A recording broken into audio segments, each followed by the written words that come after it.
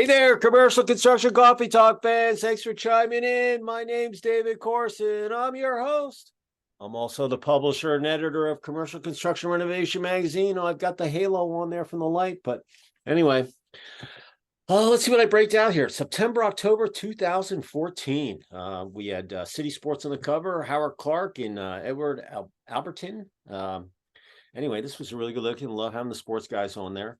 And another good looking issue. This was 100 and some odd pages. And I always like to see what I was talking about. But I was going back to the 1950s. I don't know if you can see my little picture here, but I had a lot more hair back then in 2014 than I have today. And I'm a little more grayer. But anyway, it's always nice to look what I was talking about. God, 16, that's almost 60, almost 9 years ago. And anyway, it's really good to hold a magazine. We went digital completely in August of 2021 when we printed our last issue. It had White Castle on the cover with their biggest restaurant that they had built, and haven't looked back since. So don't miss the printer, don't miss the post office, don't miss any of that kind of stuff. But digital's been an amazing ride, and just had another couple million people hit the website last month. Appreciate you all out there consuming the content and finding us as a destination point. So thank you for finding us on the web. And listen, it's Friday, TGIF today. Got the NFL starting this weekend, so I had to break out my colors. Even though I'm from Philadelphia, I love the green, but been in Atlanta since '92, so I got to support the local team. And it's the dog days of summer. It's still really hot, and we got a huge hurricane coming off out in the Atlantic. I think it's Cat 5, 185-mile-an-hour winds, but they say it's just going to come to the coast of the southeast, and this is going to turn up. So we hope it stays out in the water because its name is Lee, L-E-E, and Lee looks like a really bad dude out there out in the water. So we're hoping that just make your turn, your U-turn or your 90-degree turn up and stay off our coast. We just went through Dahlia or whatever her name was. They came through the week before and just ripped through southern Georgia and the peninsula in Florida and went up the coast, and just a lot of damage. And I know those people are going to be rebuilding, but at least they're it wasn't total wreckage. But listen, these storms come in, you just don't know where they're going to go. And the weathermen, they have it so easy. You're looking at all these things. Well, it could go this way, it could go that way. So partly sunny. So I want that job. You got a 50% chance of figuring things out. But all the models say that Lee storm is going to turn up and stay out in the Atlantic. So let's hope so. Keeping the fingers crossed. I'll do whatever I can to make sure that goes out there. I got my in-laws in Hilton Head, and my wife just went over there to see her mother, and my kids in Charleston. So I don't want to see any of that stuff go in there. And I gotta, listen, everybody, we don't want anything to happen. Just stay out in the water and make some waves out there, and have the swells come in and keep the surfer guys happy on the beach. So with that said, I've saved the best for last this week for my interview or my guest today. Her name is Trish Brindle. She's the sales manager for Fire-Trol. They're in fire and security, prevention, etc. She's out of Lake George, upstate New York. Trish, say hello to our listeners out there in Commercial Construction Coffee Talk. Hello, coffee talkers, or coffee listeners, I should say. Thanks for having me today. Hey, I've never had a called either one of those. I like that. I'm going to steal that from you. So there you go. Well, welcome to our show. And the reason why I had Trish on was, actually, it's good timing because I'm going to walk the security show in Dallas flying down Monday night to go to Dallas to walk the GSX, or it used to be called As Is or ASIS, whichever you want to pronounce it. But it's everything security, products, CCCT, everything. And we do a security issue. So I always like to walk the shows before we have our reports, and so I can have all the right contacts, make sure all the big guns are listed, et cetera. And it'll be good. I haven't walked that show in a couple of years now. So, and I'm a media sponsor too. I was a media sponsor earlier in the week at the drone show out in Las Vegas, another, huge crowd and everything drones. And it's just amazing, that technology, what it's done for everything, whether it's construction or inspections or videography. I mean, it is just amazing. And So thank you to UAV and Joan Carl and his guys, for sticking with me and keeping me a media partner with all the other magazines. Really appreciate it. I'll get as much. I always like getting the exposure when I can. So with that said, Trish, the way we're going to do this today is we're going to do it in three parts. You'll tell your story, where you grew up, where you went to school, kids, dogs, cats, whatever, and then how you ended up at Fire-Trol. And then we'll talk about the last 3 years, lessons learned with the roller coaster. And then we'll finish up with one positive thought or phrase and your contact info, and then we'll close out the episode. So with that said, the floor is yours. Tell us your story. Okay. Again, thanks for having me, David. I appreciate it. My pleasure. Trish, Trish Brindle. I'm originally from Long Island, New York. So as I said, hello, coffee talkers, I'm thinking, oh God, that probably sounds so Long Island. It is what it is. So yeah, born and raised there. Went to East Islip High School, graduated many moons ago, played lots of sports. Softball was my main sport of choice. I played on 2 or 3 teams at a time if I could. I played tennis and field hockey, cheered, the whole 9 yards. So kept very busy. Busy is better, right? Busy keeps you out of trouble. Yeah, no doubt. I agree with you. Yeah. And I'm the youngest of 4, so I think my parents really wanted me to stay out of trouble. Were they all girls or did you have brothers? Girl, boy, and then me. So my sisters were very good to me. My brother was not. We're much closer now. Well, there was 3 against 1. You could, you pounded him, beat up on him. It gives him character, right? Yeah, it sure did. I think now as a middle-aged man, he feels kind of bad about his teasings, but it's fine. It made me tough. So yeah. So anyway, after high school, I went on to college up in Newburgh, New York, at Mount St. Mary College, and studied business administration with a minor in public relations. So that was a great experience. Very small school, but I met some amazing girls. I'm still friends with them today. We still travel and hang out together. And while I was there, I had the opportunity to study abroad. So I went over to London for 1 semester of my senior year and studied international business over in London, and actually had an internship while I was there as well. So that was a great experience for being, 21 years old. So came home, graduated, and while I was in college, I had some internships in Manhattan, so that was wonderful. And then I started working in the city in public relations and marketing, and traveled a lot for work. Eventually got married. When I met that man, I met my husband when I was in London. I think I said that, but he was from Rhode Island. So he's not a Brit, he's from Rhode Island, and we just happened to be at school at the same time. Got married, have 3 boys. They are now 21, 18, and 16 years old. Oh, one left at home. Almost out, right? So yeah, school just started. Actually, the other 2 are still here doing college and working and doing their things. And yeah, so Sean is our youngest, and he's home with us full time. Right. Were they athletes? Did they continue your athletic career in their own or did they play any sports? The younger 2, yes. My oldest was into robotics. Actually, his high school robotics team was fantastic. They went to the World Championships. Yeah, they were really good. As freshmen, they went to the World Championships, so that was awesome for him. The other 2 played soccer. So, one played all through high school, and my other one has since stopped. He does more recreational sports with friends and things like that.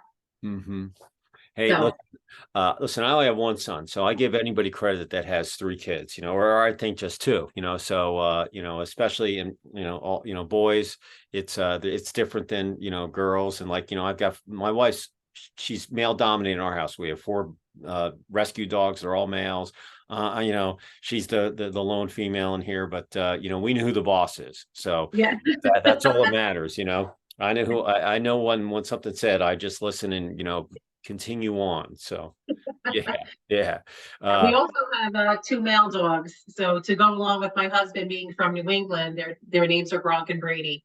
So yeah. So we know who they're rooting for this weekend, Yeah. He's everybody says, oh, you must be a Tom Brady fan. He's like, no, I'm a Patriots fan. So he's up with the Patriots. He grew up with them. So, but yeah, lots of male dominance in this house too. But I know how to get things done. Yeah.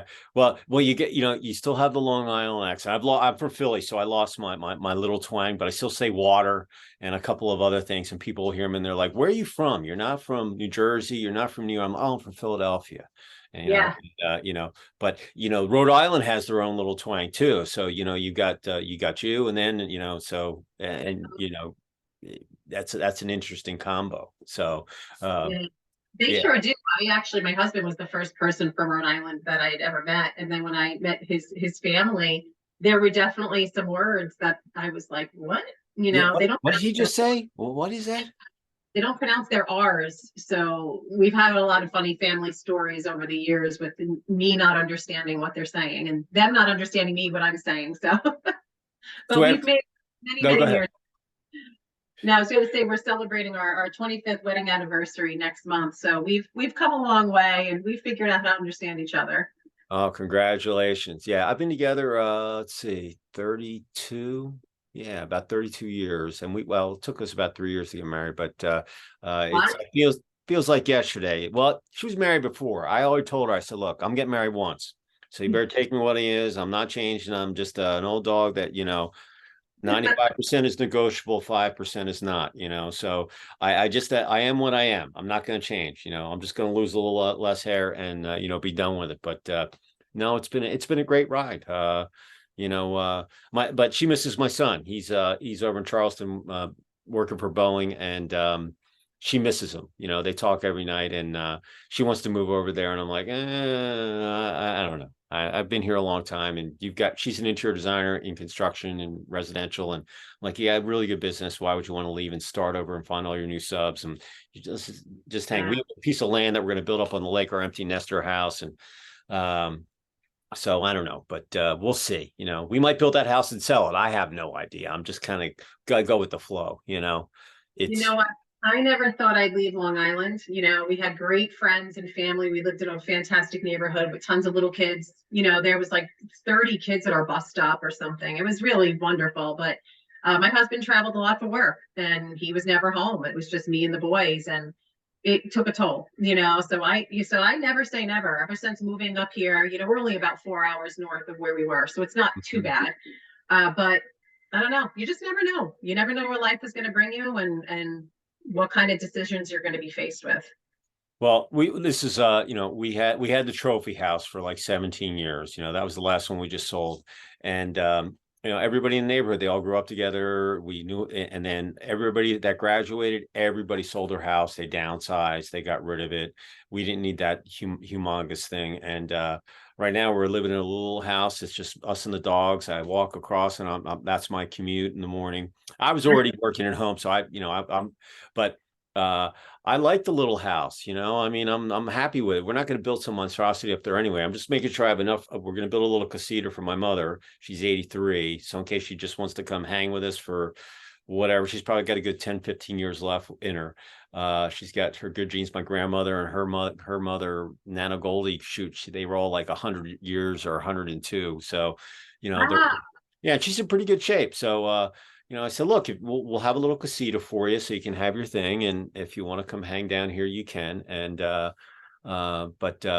yeah, you never know what's going to happen. But it's funny though, but all our friends, we were like the last ones to sell our house in the old neighborhood, but everybody graduated, they all went to school and they became empty nesters, and like they all downsized. And, we were the last ones to remember, we got to get out of here. The roof's 17 years old, the air, let's just let someone else have it. We've had fun here. And but in the subdivision that we're in, there's 50 lots. So I'm like one of the last one that has some broken ground. And my wife walked in through all those homes over the last couple of years looking at them. So they all know she's an interior designer. So I told her, I said, babe, when you build that house, we're building ourselves as the contractor. I said, look, you got to do an amazing job, because all the neighbors are going to walk through there to see what you did. She's an interior designer. Why didn't she put that there? Why did she do this? Why did she do that? And I said, it's your reputation on the line. So you're going to have to do like the kick butt house. Yeah, no pressure. Yeah, no pressure. I said, I'll make sure all the subs and the concrete and the sticks and whatever everything gets done, but you make sure all that foo-foo stuff looks really, really cool. So, so how did you end up at Fire-Trol after? So, Yeah, so I stayed home. Raising my children was very important to my husband and I. So I decided to, leave work and stay home, raise the boys. And I got involved with the steel industry 10 years ago. Originally, it was a family business. So, I started off just really doing HR and keeping the guys working. My husband and them would butt heads sometimes. So I was kind of the middleman that kept everybody happy and bringing food and all that, keep everybody coming back to work. And then little by little, my job really evolved and I got into Fire-Trol about 7 years ago. So it's been a great ride. It really has, just everything from learning about the steel industry and then working more into the sales and education side that Fire-Trol commands and, making our mark across the United States and Canada. It's been a pleasure. I've really enjoyed it so far. So the product line that you're offering, I just gave it generic. So give us a little, detail on, what the Fire-Trol product line is. I will, and it's nice to be able to speak about it so freely because in some of the other platforms I cannot do that. So it's nice to just talk and not be like, oh, I wasn't supposed to say that. No, go for it. And by the way, the steel company she's talking about is General Steel, and my family's been in steel since 1888. We're like fifth or sixth generations. We're in steel recycling and demolition and all that, and so I knew about General Steel, because you're an advertiser, and that's who I, send invoices to. But anyway, tell us the Fire-Trol thing. United Steel is the fabricating company, that works for works, handles all the Fire-Trol fabrication, and they're actually located in East Hartford, Connecticut. It's a huge 200,000 square foot facility, and they handle steel erecting, miscellaneous metals, structural steel, and Fire-Trol. So, we ship throughout the United States and Canada, which is great. But none of that matters if you don't know what Fire-Trol is, which is what I'm here to tell everybody about. So Fire-Trol columns are, it's a way to fireproof your structural steel. So there's a lot of different options out there and solutions when you're putting up a commercial building, how you're going to fire rate that steel. Different needs, is the steel going to be exposed or not? Obviously it has different demands. So with Fire-Trol, all of our columns are architecturally exposed because they're able to be kept very slim, a nice slim finish with any coat of paint, any color that the design team wants, interior, exterior. You can hang, up to 3 kips of force, so hang some nice lights on the outside of the columns to add a little ambiance to it. So it's a really great solution for fireproofing structural steel in commercial construction where those columns are going to be architecturally exposed.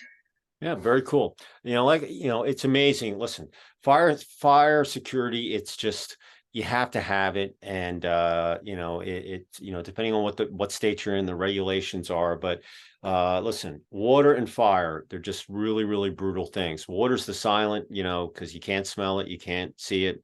It's just one of those things. But fire, it can do some serious damage. And one of our neighbors' homes where we used to live, it got hit by lightning. I don't know, maybe about 6 weeks ago, and burned the thing to the ground, and they lost everything. I mean, just they weren't home when the lightning hit, and just torched the house. And by the time the firemen got there, there's nothing they could have saved, and it just burnt to the ground. And it was a shame, but I was in lacrosse. They were in the lacrosse league. I think I coached one of their kids, way back when, and so they lost all those pictures and all that stuff. And but having those structures safe that you can architecturally make really cool, but they're still structurally sound, is key, if you want longevity in the building, correct? Absolutely. If it's a steel building, obviously you need the structural steel there, number one. And if it needs to be rated for fire, then you have this nice option, and then you have that aesthetically pleasing finish to it. So it's really a great option to have, or a great solution, I should say, to have when people are going to be noticing these columns. And sometimes some of the architects are so creative, because essentially that's who my job is, to educate architects that were out there. It's not going to the building site and talking to people. It's too late. Right. The school's all there already. So I've got to get with these people really early and educate them. A lot of times they're knowledgeable on the other forms and other solutions when it comes to fireproofing. So I'm there to educate architects and engineers and spec writers that this is an option for them. And some of them get so creative, you know, you could look on our website and our profile page. They bring the steel in, the Fire-Trol columns, and they attach some things on it, and they make it look like a piece of art inside the building. So again, you're checking off those boxes. You have your structural steel, it's fireproofed, and now you've got like a cool design inside of your building that you didn't have to pay somebody to come up with. The architect was already doing that. You didn't have to get like an art design team or something like that. You know, listen, fire's on my is on my mind. We just had the fire in Maui that just, you know, disintegrated, you know, Lahaina. And you know, it's amazing that, you know, some of the structures were standing and then other things just got, you know, incinerated. And you know, it was, but they, you know, those were some old homes. They've been there for, you know, some of those are like 9th generation people, you know, from Hawaii. And I've just been on YouTube and looking at some of the stories and some of the stuff. I'm not a conspiracy guy, but it's just a shame looking at what happened out there.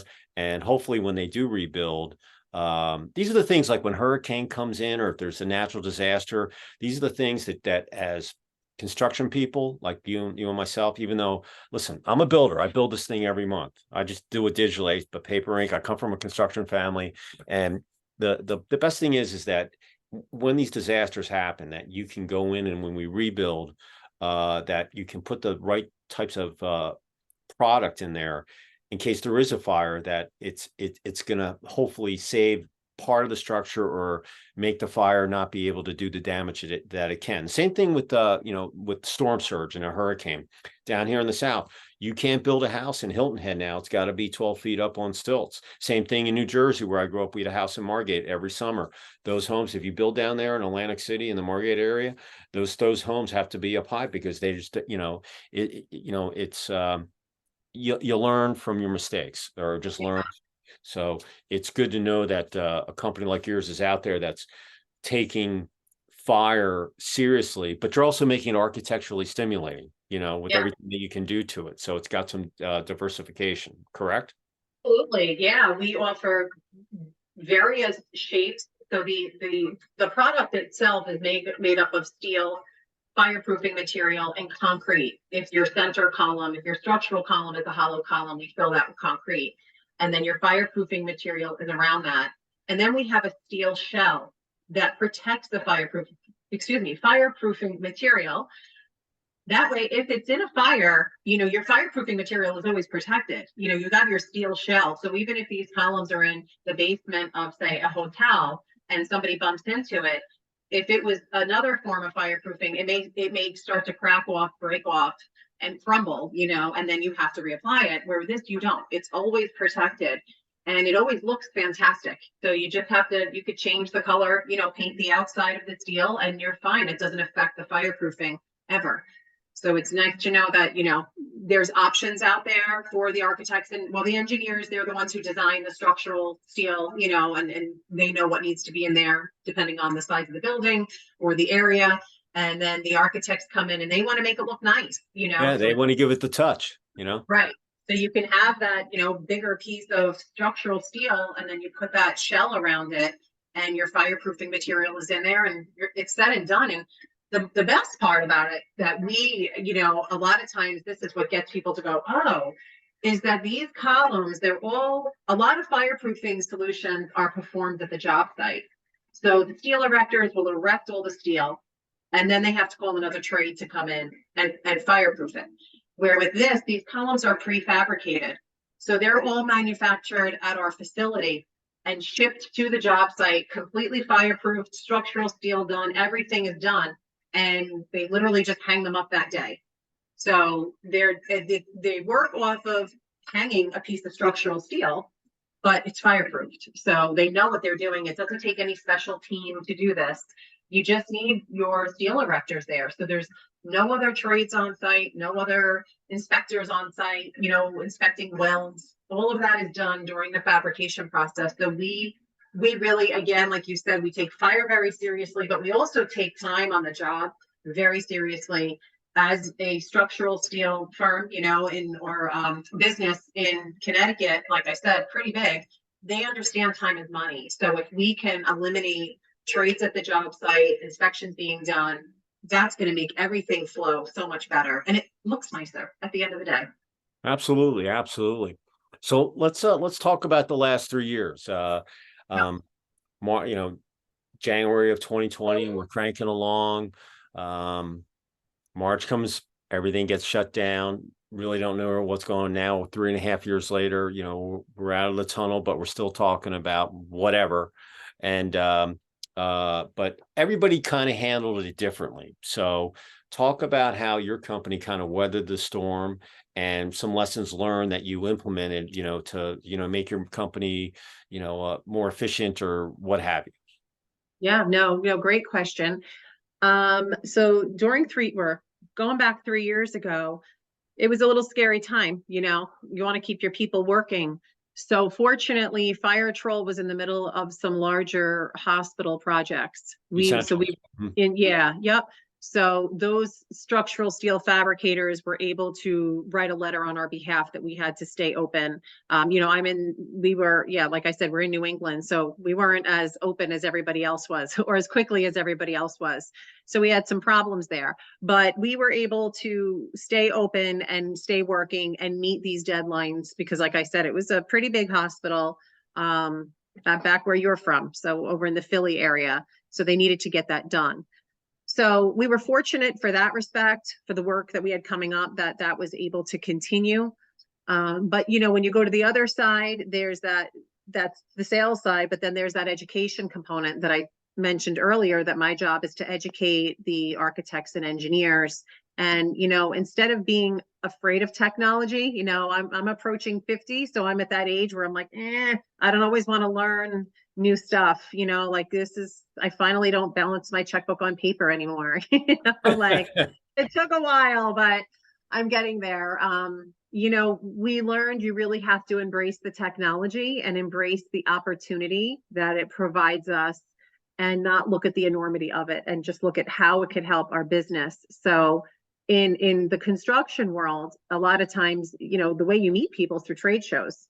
So, those weren't going on anymore. And if they were, people, not obviously in 2020, but even right after, people were very hesitant to attend. So we're able to pivot, and there are so many great platforms that I'm able to reach architects, engineers, designers through, multiple platforms online to present a lunch and learn opportunity, so they were able to go home and kind of get their feet, grounded. Okay, this is how I'm working at home. And then, especially the past year and a half, really reaching out to them and saying, we can continue doing this. I'll still send you lunch, even though I'm not standing in your office, because everybody loves the lunch. I don't blame them. So do I. Right. But, let's still learn. Let's still move on. We can't wait till everybody goes back to the office, because you could be missing some really great opportunities. So that's what I think we learned the most, and we were able to embrace with Fire-Trol and with growing the brand, is to adapt to, the opportunity that technology affords us, instead of running from it and, saying, oh, this is what we do. We do trade shows, we do this, we do that. No, we could do more now. And, it's really connected us with our audience on so many levels. Some people really enjoy these virtual events. They can listen from their car if they have to bring their kid to a hockey tournament. Life has changed so much that working from home, as I do now, is, not the norm, but it's more acceptable than it was 5 years ago. So I think we're reaching our audience better through digital platforms that have just really, jumped on the bandwagon, and, other avenues like the ones I'm able to take advantage of. Listen, I was a print face-to-face guy. So when the shutdown happened, I was up in Milwaukee, looking at hotels for my retreats in the fall that we did, and the shutdown happened, and I had to put my March, April issue out. I was fighting with the printer. I was like, look, half the offices I'm going to mail these copies to are closed, they're furloughed. It's a waste of paper and postage. And he's like, you've been a publisher forever. It's economies of scale, So I said, okay, I'm going to, and I just had my event in January, my 10th anniversary for my summit. And I said, I'll bit the bullet because I wanted to have coverage for it. And I put the magazine out, and then I kind of sat back for the month of April. There were a lot of sleepless nights. I get up in the middle of the night. My wife's like, where are you going? I'm like, I got to think. And my artist and my editor were like, let's go digital. We have a digital magazine. We have all this content, blah, blah, blah. So we went monthly. And my podcast, I had just bought my mic. I was going to go out and do these things on construction sites and interview people. And then it was like, so I just started doing them. I didn't even know what I was doing. I looked some of my original, I mean, I have like 550 some odd videos on my channel right now. But anyway, not all these, but from all our events that I did over the years. But this is not going away because they say the pendulum might swing. Listen, people say, oh, I do too many Zoom calls. Or look, it saves you time. You don't need to go drive 3 hours to look at a thing for 5 minutes. You can do that on the phone. You can pick and choose where you really need to go. In person, you're never going to be able to, to replace that. Yes. But I really think that that this is just saved. I mean, I had a project management firm, I don't know, right in the beginning when he said, look, this is the construction process, is your finger, the facility is done, and then it gets facility and property management to maintain it. And then you're going to do, give it a facelift every so many years. But he said in one day, I was in, Bahrain, I was in Africa, I was in Canada, I was in South America. I did a couple of walkthroughs in the States. I did all that in one day. Before the shutdown, or when the roller coaster started, that would have taken weeks to do. So, these platforms are very, very, productive, and the people that actually work out of their house right now, if they're hybrid and maybe they go into the office a couple of days, they don't have to burn gas, they don't have to get stuck in traffic, and it's just, and I feel bad for some of the business owners because they want to keep their company culture and keep everybody around, but they might not have to have that big office, that lease. Maybe they want to, downsize into a smaller. And so, it really depended on what state you were in and what regulations. Like here in Georgia, we basically stayed open, but but they put the precautions, in there. And I had like 3 or 4 projects I watched, and they were doing an old folks home, they were building a fire station, and I forget what else they were building down the road. So I was watching all of it, all of this stuff go on, and I would kind of slowly pass by and see how they were, doing stuff with the PPP and all that, that was going on. Right, right. Just to see people, it was like, exactly. And I was living at home, so I didn't really, I was already kind of used to it, but it really did. And listen, I'm a million miler. I've done so many flights on Delta. I've been to Las Vegas. I've been to LA. I've been everywhere. And, but going from print, now I'm a digital guy, that I still miss seeing my people in person. So I'm very selective on, like, this was the first year from almost 3 years that I got back. I told my wife, I go, look, I got to go to some shows this year. I got to see who's still there or transfer to someone else, or who's retired or what have you. And I got to go shake some hands. So, but I didn't miss getting on the plane. I mean, traveling still is awful. I hear. I now fly out. I have 2 more trips coming up this year in the 4th quarter, and both of my flights are purposely at 5:30 in the morning, so I can get on them, because anything past that, they're canceled, they're delayed. But I feel like they get that plane in overnight, and then I'm free to go. I'll be in Minnesota at like 9 in the morning, but I don't know what I'm going to do when I get there. But at least I'm there, with my stuff. I don't like being late and having everything kind of, all over the map. So it's, I agree with you, though. I do enjoy, if I could meet with firms and architects face to face. I thoroughly enjoy that. I'm a people person, but I get it too. There are times if I'm meeting with a firm in Vancouver for a 1-hour meeting, it's a little far to go for a 1-hour meeting, but I try to book things around that area at the same time and take a few days and go out places. So I do believe the person to person, I think you have to know the balance, of who's getting what, and kind of figure out how to work with your audience the best you can, so they feel valued as well.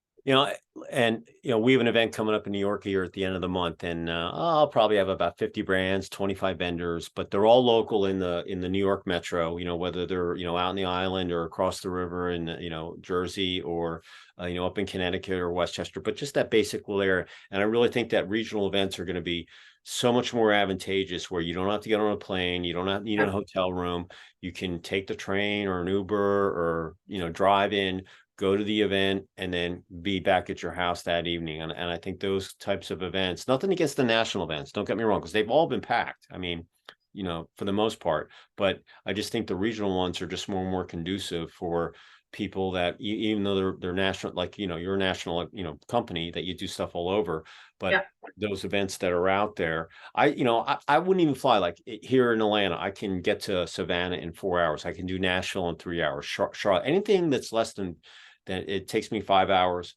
I will drive it, because by the time I get down to the airport, park my car, shuttle over, go through TSA, get on my plane, I'm going to be there anyway.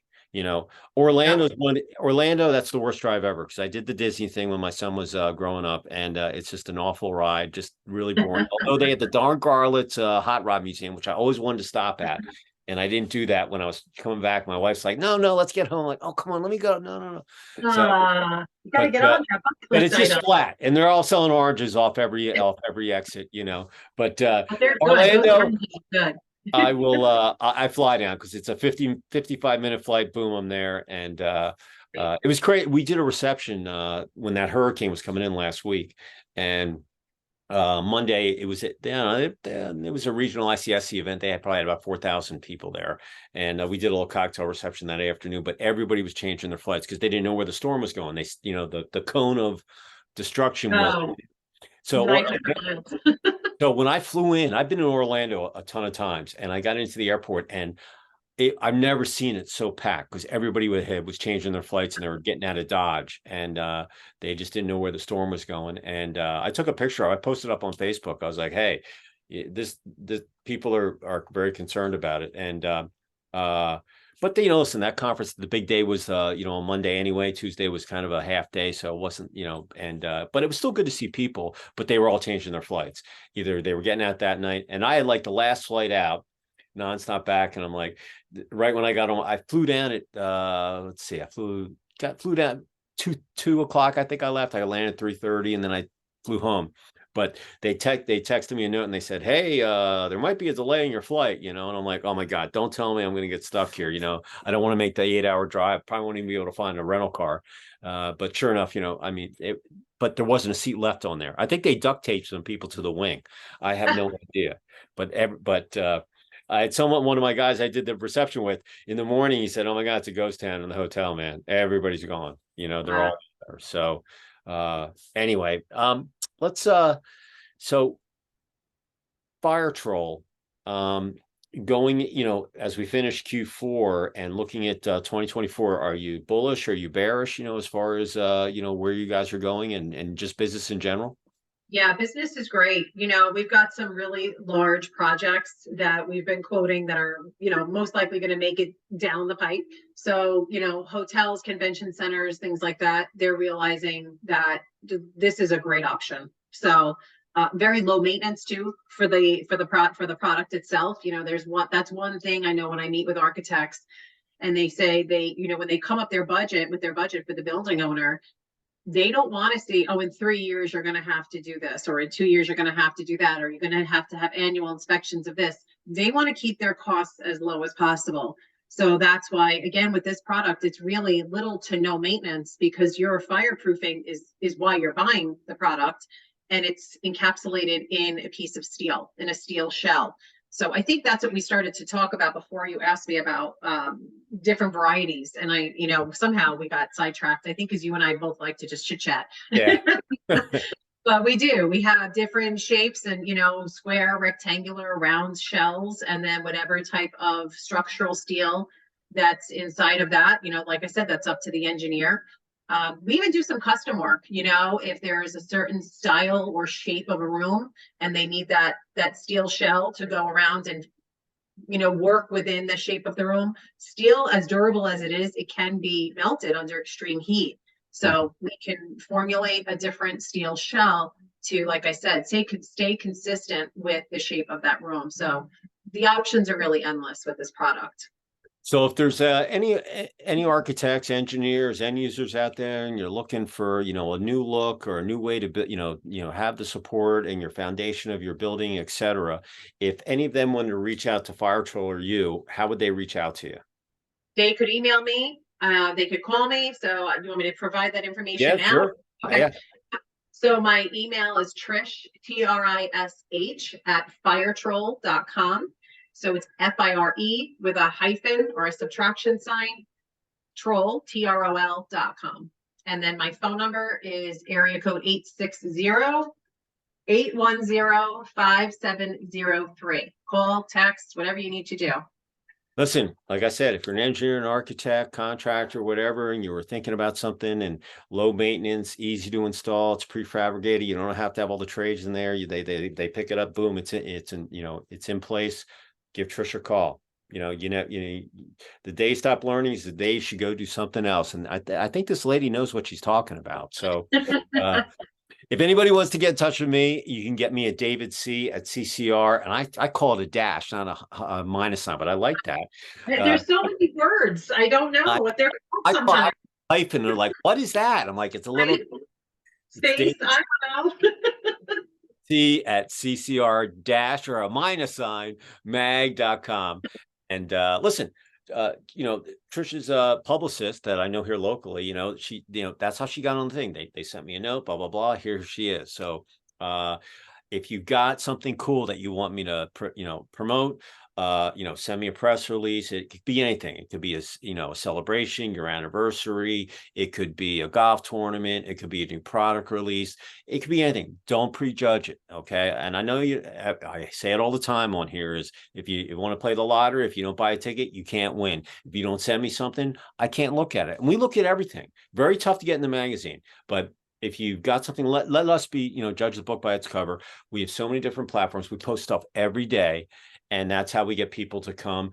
And my SEO is actually excellent, which is search engine optimization, if those of you don't know what the web is. And it's very important to be found on Google. And the bottom line is if we post it, we send you the URL, you share it, it's win-win, it helps us both. And that's how you get the word out. And you want to be found on Google on either the first or second page, because if you're on page 45, not many people go back there and look. So, like I said, let us judge it. And my turnaround time at my TAT is, about 48 hours. Sometimes I'm quicker, sometimes, and I have a digital specialist that, helps me get all the stuff done. So by all means, send us that stuff. We will find it. And what's weird is before the roller coaster started back in March of 2020, I was just putting construction, products and that kind of stuff up there. But as a lot of people over the last few years realized that you got more to life than just work. So I've been putting a lot of other stuff up there, how to buy cell phones, what's the best insurance, how to buy hair extensions, whether you're a guy or a girl, who knows, people are calling themselves that. So it doesn't matter. I put all this stuff up there because it's relevant. And I think you'll find some interesting stuff on there. Crypto, all sorts of stuff. And so we, like I said, send it to me and I'll take a look at it and we'll get it out there for you. So any last thoughts, or what's your positive phrase that you'd like to leave with our listeners out there in commercial construction coffee talk? She's written something down. I love it. Because I can never remember it. It's a great quote. I love it. Take chances, make mistakes. That's how you grow. Pain nourishes your courage. You have to fail in order to practice being brave. Awesome. I love that's fun. Mary Tyler Moore. Hey, listen, when you go to Minneapolis next month, yep, you got to go to the Mary Tyler Moore Museum, and her statue is out there because that's actually where she was from, or that. So it's right downtown. I don't know where you're staying in Minneapolis, but I have my picture by the statue, and I went into the Mary Tyler Museum that they have down. I forget, but it's right downtown. And so if you go there, that's a Mary Tyler Moore coat. For those of you who don't know, it was a great show. Ed he worked in a news station, and anyway, great show. I grew up with it, and I'm giving my age away, but listen, I don't care, But if you go up there, that'd be a really cool place since you used her quote. But Yeah, no, and I'll be arriving bright and early, like I told you, so I'll have some time to kill. Maybe I will. Thank you. as a digital guy, listen, I have my business page. I nurture it every day, and I always put up different types of quotes. And I just did one the other night. It just said, like Nike said, it just said, just do it, then do it again. You know, repetition is key. You're going to play, and I'm a coach, so you're going to play as you practice. And, you know, if you don't practice right, you're not going to play right. So, and you got to be flexible. So, but you got to take action. So just do it. Make the mistakes. Everybody's going to make mistakes. You know, look, I can look back at these original ones. I laugh at myself, you know, that I was awful interviewer, but I'm not even that good right now. But from where I was 3 years ago, hey, I think I've come, you know, a long way. So, practice what you preach, and just, you know, and then give it your all, because listen, as long as you know, like I'm going to leave on this note. If you're out on that construction site, a couple of things. If you're on the construction site, we want you to be safe, number one. So you can get home, see your kids, have dinner, and then you can go back to the job site and do it all over again. All right. That's really important. Number two, it's really hot out there still. I know you're sick of me hearing this, but listen, even though it might get a little cooler right now up in the upper, you know, in the upper Midwest, it's going to be hot next week, because I looked at the temps. So make sure you drink lots of water. Put your electrolytes in your. I just chugged down a whole bottle of them. Make sure you stay hydrated, because when you get headaches, that's when your mistakes happen. So stay hydrated and be safe on the site. And lastly, hit that like button on here. Okay, we want to keep YouTube. We want to make sure the algorithms can find Miss Trish here and her story about Fire-Trol, and, you know, getting her product spec and all these cool projects. So we'd love to, you know, listen, I need your help. I'm asking you, push the like button, push it, hit the little one. Okay, do it for us. So, well, Trish, pleasure meeting you. She's one of my advertisers, so we like her too, and she supports the magazine. And any last words before you sign off up in upstate New York? Yeah, no, I mean, I appreciate, again, you having me here today to talk so candidly about Fire-Trol. And, you know, to the listeners, if there's any way that you guys need to be reached that I'm not doing it, please let me know. You know, I'm here to serve everybody in the construction industry. So there's your call to action. I'd love to hear from you guys and what you thought about the podcast and everything. So thanks again, David, for having me today. Absolutely, my pleasure. CTA, call to action. Yep, that's a digital term. I've got all these things running in my head. So I'm going to sign off here from Sugar Hill, just below the Beaufort Dam on Lake Lanier. It's got about 600 miles of coastline, and I think I'm going out on the boat tonight after I cut the grass. And everybody have a great weekend. Relax, clear all the negative stuff out of your head. Positive mindset, so you have a positive week next week. And before you know it, you got Halloween, you got Thanksgiving, and then you got the holidays, and boom, this year is going to be over, you know, before you even know it. I'm still shocked. I'm even in September right now. I just thought it was January when we were opening up the year. So so with that said, Trish, I look forward to meeting you one of these days in person, and anything that we can do, let us know. And to all you out there, enjoy the weekend once again. And oh, I should say, go Pats, because you got Gronk, you know, the dog. Yeah, the dog. So, I don't want a grumpy husband. I don't want a grumpy husband. Pats, you know, and I'm in Atlanta, so we call them the ugly birds, you know, but they're supposed to be pretty this year, so we'll see what happens. And you know, enjoy the weekend, and we will see you next time on another episode of Commercial Construction Coffee Talk. Trish, you're awesome. I appreciate the time and thoroughly enjoyed the conversation. Me All too. right. And we'll see you all next time. Ciao. See ya.